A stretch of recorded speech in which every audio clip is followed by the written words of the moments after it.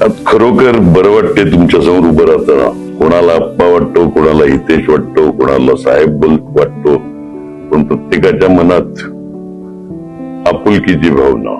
आणि मी पण आलेल्या प्रत्येकाशी आपला माझा कार्यकर्ता म्हणून आजपर्यंत भेटत आलो, काम करण्याचे प्रयत्न केले. सगळ्यांची कामं 100% झाली असं नाही, पण मॅक्सिमम कामं करत आलो. आज आपल्याला गेल्या काही निवडणुकात बरंच काही शिकायला मिळालं. माझ्या मागे पुढे फिरणारे, म्हणून स्वतःला मिरवून घेणारे, सत्तेची पद घेतली, आज कुठे आहेत ते मला पण माहित नाही. जायचे ते गेले, आभार मानतो त्यांचे. पण किमान शिकवलं तर खरं, विश्वास कोणावर ठेवायचा, कोणावर नाही ठेवायचा. आजूबाजूला फिरले म्हणजे आपले असं नसते. आज जनता सगळं काही बघते. माझ्यावर विश्वास ठेवून जे कार्यकर्ते प्रचंड आवेगाने आणि आवेशाने काम करतात त्यांचा मी आयुष्यभर ऋणी राहील. आणि मी प्रत्येक वेळी सांगितलं, मला बनवणारा कार्यकर्ता आहे. बरेच नेते आले, नेत्यांनी काही जमत नाही, अभिनेते आले, त्यांना आपलं अस्तित्व संपवायचे. एक लक्षात घ्या.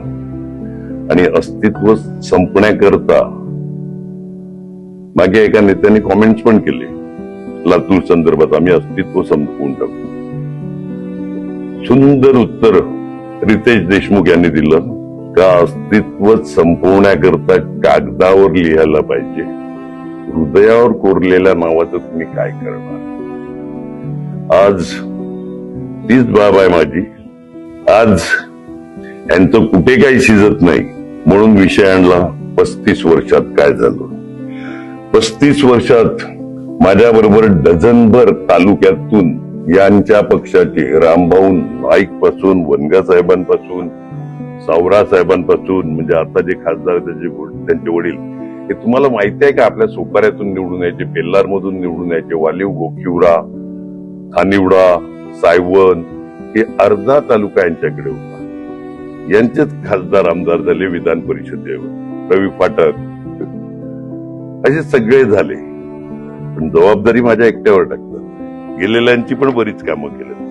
मी कधी कोणाची कामं किंवा वैयक्तिक टीका करत नाही, हे तुम्हाला माहिती आहे. फक्त एकच सांगतो, दुःखाची गोष्ट आहे, नवरा बायको माझ्याकडे आले.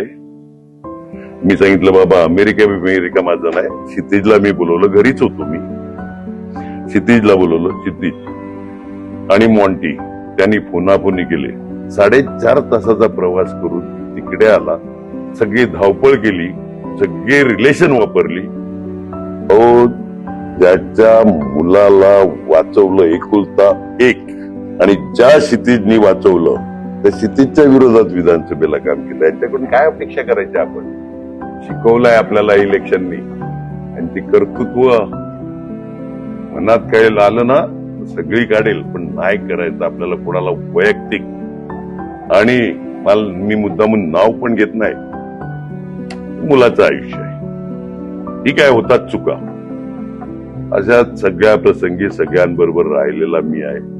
मी काय काळजी करू नका, कामाला लागा. शेवटच्या 2 दिवसात पैशाचा भरपूर वापर होणार आहे, हे लक्षात ठेवा. तुम्ही सावध राहा. कार्यकर्त्यांना एकच विनंती करेल, शेवटचे 2 दिवस उरल्यात, घराघरात पोचा. जास्त काही बोलत नाही, सगळ्यांना एवढंच सांगतो, टायगर अभी जिंदा आहे, एवढंच लक्षात ठेवा. 115 सीट निवडून आणायचं. धन्यवाद. जय हिंद, जय महाराष्ट्र.